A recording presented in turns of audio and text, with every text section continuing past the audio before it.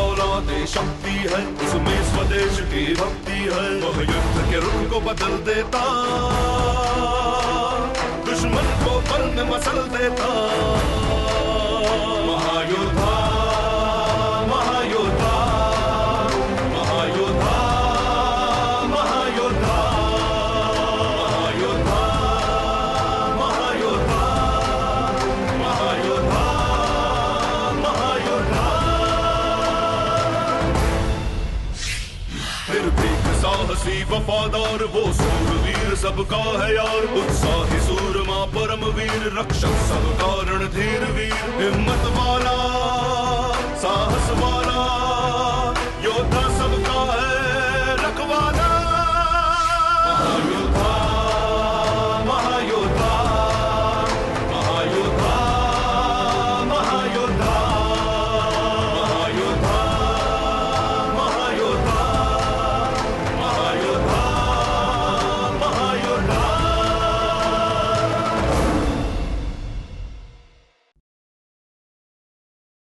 दुर्जन,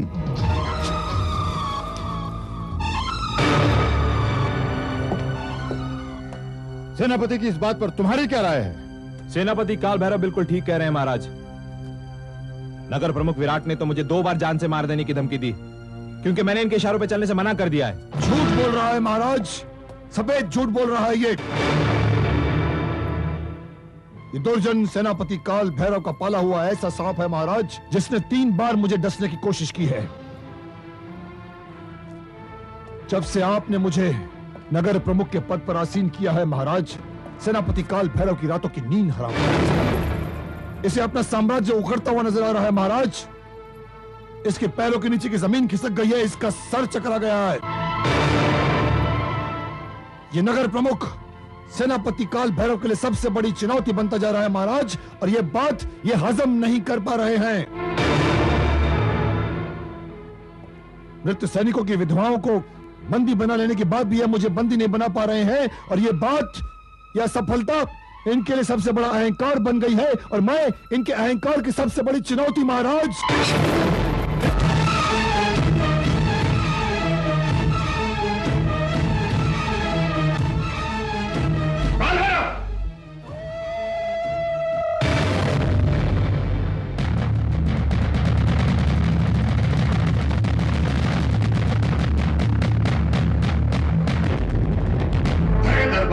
सबके सामने तुमने नगर प्रमुख पर हमला किया। क्षमा चाहता हूं महाराज, नगर प्रमुख की बातों ने मुझे उत्तेजित कर दिया था।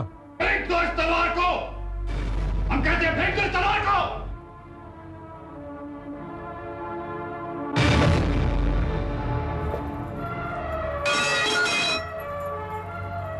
मैं क्षमा चाहता हूं महाराज।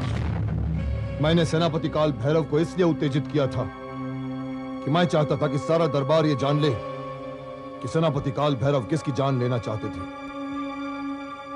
महामंत्री जी की राय सुनने के बाद मेरी समझ में यह नहीं आया कि मैं अपना पक्ष आपके समक्ष कैसे रखूं। न्याय प्रमुख, इस पूरे मामले पर हम आपकी राय जानना चाहते हैं। उत्तेजना मनुष्य के स्वभाव की एक कमजोरी है महाराज, किंतु जब यह उत्तेजना मनुष्य का स्वभाव बन जाती है तो वह अत्यंत घातक हो जाता है। विराट पर किए गए हमले, मृत सैनिकों की पहचान और भरे दरबार में विराट पर किया गया सेनापति काल भैरव द्वारा जानलेवा हमला कहीं ना कहीं सेनापति काल भैरव को संदेह के घेरे में ला खड़ा कर। हम आपकी राय से सहमत हैं न्याय प्रमुख। सेनापति काल भैरव, इस मामले पर पूरी तरह गौर करने के बाद हम इस नतीजे पर पहुंचे हैं कि आज से इस राज्य की आंतरिक सुरक्षा का दायित्व आप नहीं बल्कि नगर प्रमुख विराट संभालेंगे।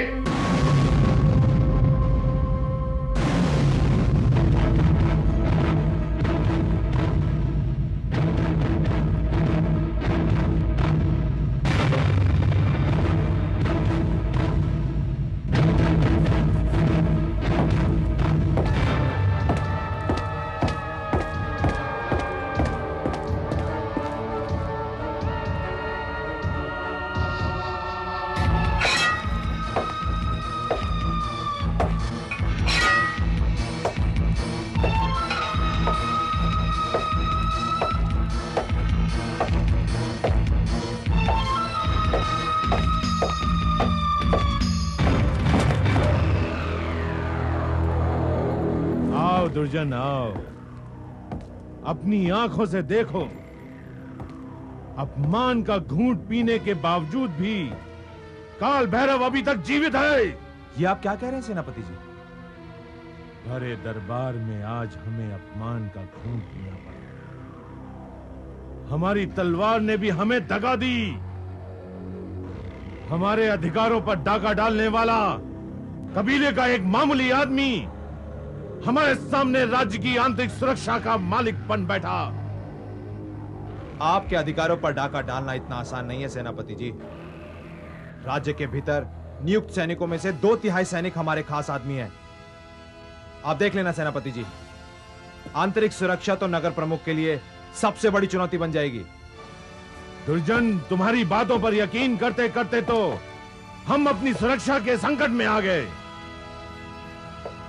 आज न्याय प्रमुख सत्यप्रिय भी हमसे बेखौफ हो गया है। हमारी धमकी के बावजूद भी महाराज ने भरे दरबार में हमारे विरुद्ध फैसला दिया है। सेनापति जी, कहीं महाराज और विराट मिलकर हमारे खिलाफ कोई षड्यंत्र तो नहीं रच रहे हैं? दुर्जन, अब तो मुझे तुम्हारे ऊपर भी शक होने लगा है। क्या पता तुम भी किसी षड्यंत्र में शामिल हो गए हो। सेनापति जी, आपके षड्यंत्रों के अलावा दुर्जन किसी और षड्यंत्र में शामिल नहीं है। तो फिर कौन है दुर्जन? कौन जो विराट को राजनीति की शतरंज सिखा रहा है? सत्यप्रिय, महामंत्री या राज पंडित? कौन है विराट की चालों के पीछे? कौन है दुर्जन? विराट के पीछे तो उसकी मौत है सेनापति जी। मुझे लगता है राजनीति में विराट को नाकाम करने का सिर्फ एक ही तरीका है सेनापति जी। आप किसी तरह महारानी को अपने विश्वास में ले लीजिए बस। दुर्जन, हमारी कलाई में बंधा ममता का कोई ऐसा धागा नहीं है जो महारानी को हमारे विश्वास में ला सके, क्योंकि महारानी को महाराज में कोई बुराई नजर नहीं आती और मुझ में कोई अच्छाई।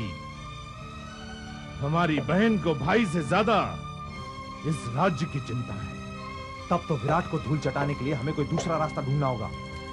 तुम ठीक कहते हो दुर्जन, हमें अपने अपमान का बदला लेने के लिए कोई और रास्ता ढूंढना होगा। दरबार में जो लोग हमारे विरुद्ध हैं, उन्हें हमारे पक्ष में आना ही होगा। आप आज्ञा तो दीजिए सेनापति जी। दरबार के किसी भी आदमी की गर्दन काट के आपके कदमों में लाके रख दूंगा। हमारे खिलाफ जाने वाले का फैसला अपने आप हो जाएगा। नहीं दुर्जन, अब तुम कुछ नहीं करोगे। तुम सिर्फ गर्दनें गिनते जाओ, मैं गर्दनें काटता जाऊंगा। अब तुम जा सकते हो।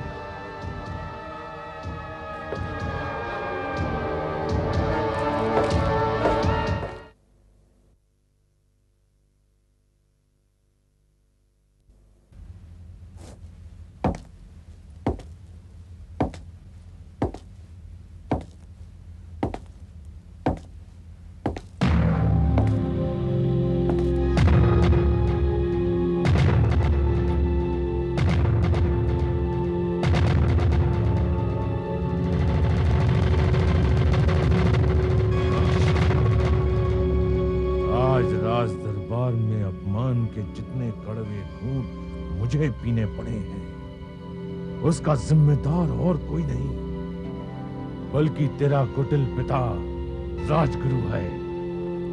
महाराज, राज्य में हो रही इस प्रकार की घटनाओं से आपको अवगत कराना मेरा धर्म था। काल भैरव की निरंकुशता दिन प्रतिदिन बढ़ती जा रही है। हम कभी सोच भी नहीं सकते थे कि हमारी महारानी का भाई काल भैरव इतना गिर जाएगा। राजगुरु, तुमने ये अच्छा नहीं किया। इसीलिए महाराज, मैं आपको यह परामर्श देना था, अपना धर्म समझता कि अब आपको काल भैरव पर अधिक विश्वास नहीं करना चाहिए। हम समझते हैं राजगुरु, और हम आपके आभारी हैं कि आपने भविष्य के प्रति हमें सचेत कर दिया।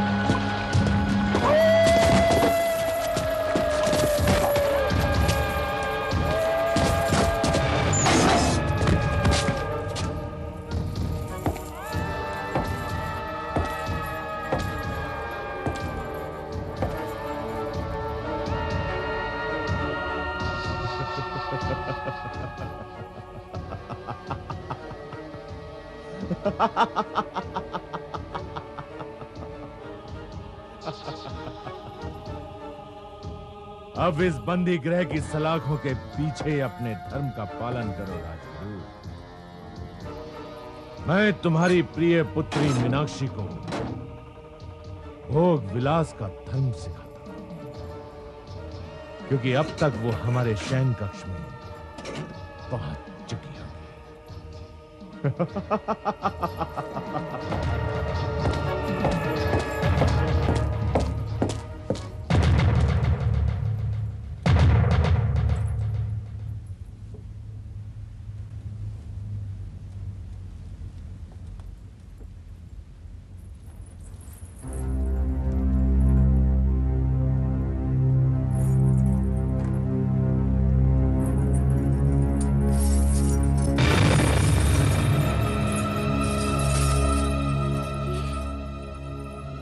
किसका कक्ष है? यहाँ में कैसे आ गई? कोई है? दरवाजा खोलो। कोई है? कोई है? कोई है?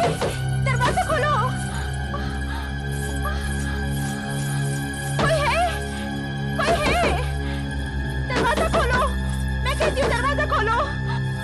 हे भगवान, हे भगवान, दरवाजा खोलो। मैं कहती हूँ दरवाजा खोलो। हे भगवान, ये चतुरा मुझे धोखे से लाकर कहाँ छोड़ गई?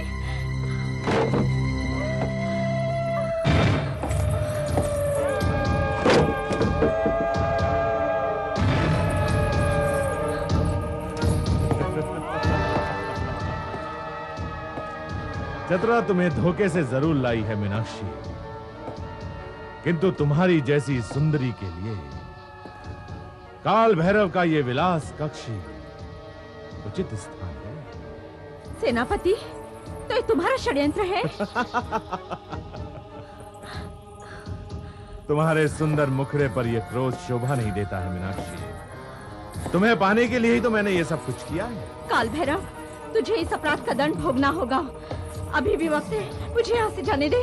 सुंदरगढ़ के होने वाले महाराज के साथ सुंदरगढ़ की होने वाली महारानी को ऐसी बातें शोभा नहीं देती हैं। काल भैरव, तुम्हें पाने के लिए तो ये सब कुछ किया है मीनाक्षी। मेरी बाहों में आ जा मीनाक्षी, मेरी बाहों में।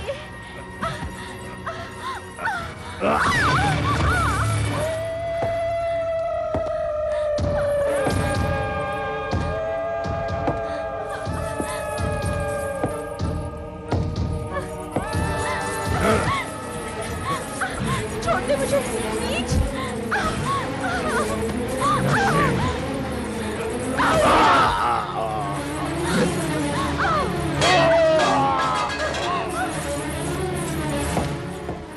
सैनिकों,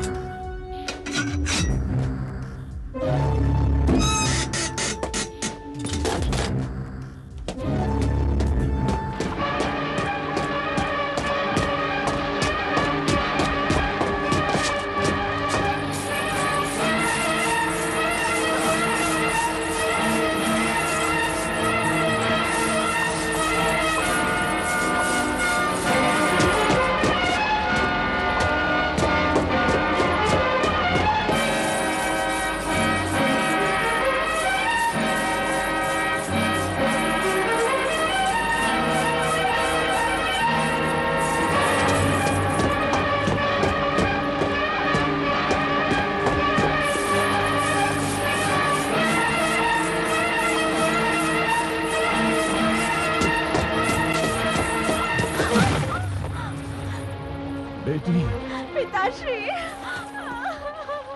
भगवान पे भरोसा रखो बेटी, जिसने तुम्हारे सम्मान और तुम्हारे प्राणों की रक्षा की है।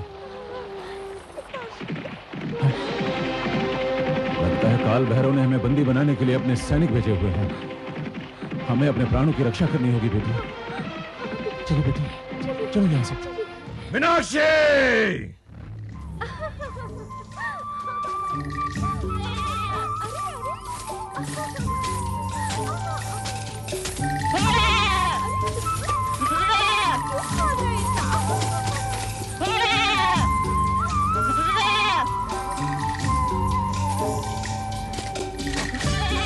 दक्षिण प्रांत में सेनापति काल भैरव जी ने हमारी नियुक्ति करके बहुत अच्छा किया।